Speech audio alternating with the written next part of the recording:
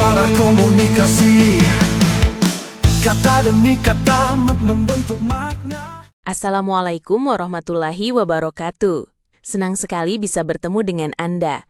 Semoga Anda selalu sehat dan bahagia. Amin. Masih bersama kami di channel Ensiklopedia Komunikasi. Channel yang diproduksi oleh Strategic Communication Center atau SCC Fakultas Ilmu Komunikasi Universitas Islam Bandung. Seperti biasa, kami akan hadirkan informasi seputar komunikasi, baik yang berhubungan dengan teori komunikasi, penelitian, dan aplikasinya dalam kehidupan sehari-hari. Selamat mengikuti, semoga bermanfaat. Terima kasih atas partisipasi Anda. Wassalamualaikum warahmatullahi wabarakatuh. Rahasia teori Human-Machine Communication di era AI. Halo, para penjelajah komunikasi. Kembali lagi di Ensiklopedia Komunikasi, tempat kita bedah bagaimana teknologi membentuk cara kita terhubung. Bayangkan, Anda ngobrol dengan Siri soal cuaca, atau tanya ChatGPT soal ide bisnis. Itu bukan cuma tools, tapi percakapan sungguhan. Hari ini, kita dalami teori Human-Machine Communication atau HMC. Teori yang melihat AI bukan sebagai alat, tapi mitra komunikasi. Dengan kemajuan AI seperti Large Language Models di 2025, HMC jadi kunci untuk memahami interaksi manusia-mesin. Kita akan eksplor dari fondasi teorinya, aplikasi di penelitian terkini, sampai dampaknya di hidup kita sehari-hari. Siapkah Anda lihat bagaimana AI mengubah komunikasi? Yuk, mulai! Teori HMC muncul di akhir 2010-an, dipelopori oleh ahli seperti Andrea Guzman. Berbeda dari teori komunikasi tradisional yang fokus manusia ke manusia. HMC menganggap mesin seperti AI sebagai aktor sosial yang aktif menciptakan makna bersama manusia. Intinya, komunikasi bukan hanya transfer info, tapi pembentukan hubungan, bahkan dengan chatbot. Asumsi utama, 1. Mesin sebagai komunikator. AI seperti ChatGPT bukan channel pasif, tapi entitas yang respon, adaptif, dan mampu mempengaruhi emosi kita. 2. Interaksi dua arah. Manusia menerapkan norma sosial ke AI seperti sopan santun atau harapan pikir atau theory of mind. 3. Evolusi dengan teknologi. Di tahun 2024-2025, HMC adaptasi ke Gen AI, di mana AI bisa mengembangkan komunikasi mirip manusia secara spontan. Namun, teori ini tidak berdiri sendiri. Ada teori pendukungnya, yakni teori computers are social actors yang menyatakan bahwa kita memperlakukan AI seperti manusia. Sementara machine heuristic menganggap AI lebih baik jika bertugas untuk hal-hal yang bersifat objektif, tapi kurang baik bertugas di hal-hal yang bersifat subjektif. Di era 2025, kritik HMC muncul, terutama soal bias AI dan ketidakcocokan dengan paradigma manusia sentris. Tapi itu justru mendorong inovasi seperti integrasi framing teori untuk memahami narasi AI. Bayangkan, AI bukan lagi alat, tapi teman yang membentuk persepsi kita. Itulah sebabnya mengapa Guzman pernah menyebut AI bukan sekedar teknologi, tapi mitra dalam penciptaan makna.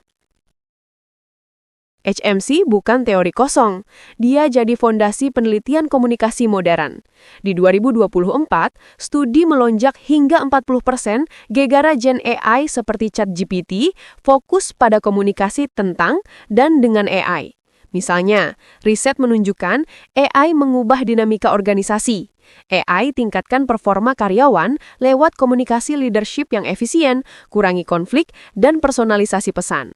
Studi di 2025 makai HMC untuk analisis etika. AI menciptakan deepfakes atau bias, tapi juga membantu personalisasi content science untuk audiens beragam. Metodenya mencampurkan dengan metode kuantitatif seperti survei Pew menunjukkan pengetahuan AI naik, tapi muncul kekhawatiran juga, dan kualitatif untuk eksplorasi interaksi.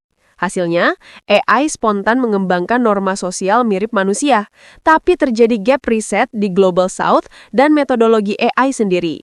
Hal ini mampu membantu peneliti memprediksi dampak AI seperti di SciComm. AI jadi intermediari info, tapi resiko misinfo tinggi. Untuk riset komunikasi, HMC ini roadmap untuk isi gap, seperti efek AI pada ekosistem komunikasi. Dalam kehidupan kita, HMC muncul setiap hari. Kenapa Anda sopan ke Google Assistant? Karena pengaruh teori kasa. Kita menerapkan aturan sosial ke dalam aturan mesin. Di dunia kerja, AI seperti Slack bots mampu meningkatkan kolaborasi, membuat pesan lebih kaya dan cepat sesuai dengan media richness teori. Contoh, di tahun 2025, AI companion seperti Grok.com membantu obrolan harian, personalisasi saran, dan bahkan membentuk hubungan emosional. Tapi hati-hati, AI bisa menciptakan ilusi pikir, membuat kita overtrust atau amplifikasi bias.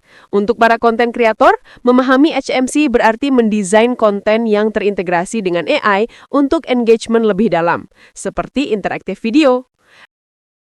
Dalam kehidupan sehari-hari, hal ini akan membantu refleksi. Apakah interaksi AI ini membuat saya lebih terhubung atau terisolasi? Singkatnya, teori Human-Machine Communication mengingatkan kepada kita bahwa AI bukan musuh, tapi evolusi komunikasi. Dari fondasi 2010-an ke adaptasi 2025, HMC membantu riset memahami resiko dan manfaat, serta aplikasi harian untuk hidup lebih efisien. Coba terapkan, mengobrollah dengan AI hari ini dan amati dinamikanya. Beberapa kasus muncul tatkala kita menggunakan bantuan AI, misalnya di bidang penulisan. Kita bisa menggunakan beberapa jenis chatbot untuk menulis. Saat kita menggunakan DeepSeek, Grok, atau ChatGPT, kita harus menggunakan prompt atau sejenis perintah kepada AI untuk mewujudkan keinginan kita. Namun, kita sering menemui hasil tidak sesuai dengan ekspektasi kita karena prompt yang kita tuliskan tidak sesuai keinginan AI. Namun, karena hal inilah, kita sebagai manusia pun terus berupaya menembus hambatan ini. Contohnya, Jumanga Multazam menciptakan formulasi Friendly Dialogical Prompting. Menurutnya, agar dalam menulis kita menghasilkan tulisan yang sesuai keinginan kita, maka perlu menerapkan 6 formulasi, yakni pertama, humanis dialogis, yakni sampaikan secara ramah dan responsif, misalnya tolong, bisakah, terima kasih, dan lainnya. Kedua, kontekstual, yakni latar belakang kita, profesi kita, untuk dan buat apa, dan lainnya. 3. Spesifik, yakni dengan menyebutkan kriteria khusus sesuai keinginan kita. 4. Imajinatif, yaitu menggunakan imajinasi kreatif dan bebas sesuai harapan kita. Kelima, autentik, yaitu menyatakan 100% keinginan murni kita. Keenam, iteratif, yaitu mengulang beberapa kali prompt kita sampai menghasilkan sesuai harapan. Hal tersebut hanya contoh di bidang penulisan menggunakan AI. Atau misalnya, kita akan membuat konten video juga sama. Kita akan menggunakan prompt yang sesuai dengan tujuan penciptaan. Katakanlah, kalau kita akan membuat iklan spektakuler dengan berbagai special effect-nya, kita bisa menggunakan JSON prompting. Jadi bukan prompt biasa yang digunakan di chatbot, sehingga hasilnya juga biasa saja. Dengan formulasi prompt semacam ini, kita mampu menciptakan iklan video yang luar biasa, yang jika dibuat dengan cara manual, butuh waktu dan effort lebih. Itulah pembahasan episode kali ini. Semoga episode ini mampu meningkatkan hasil kerja menggunakan asisten AI untuk keunggulan karya kita.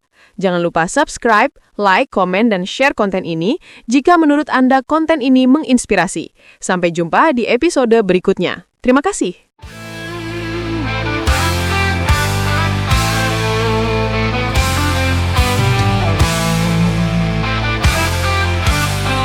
Suara komunikasi, kata demi kata membentuk makna, isyarat dan suara jembatan rasa. Dari teori hingga cerita, ini dunia komunikasi kita.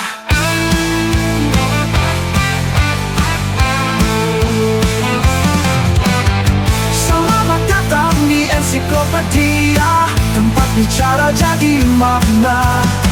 Dari sains ke kehidupan nyata, komunikasi jantung semesta.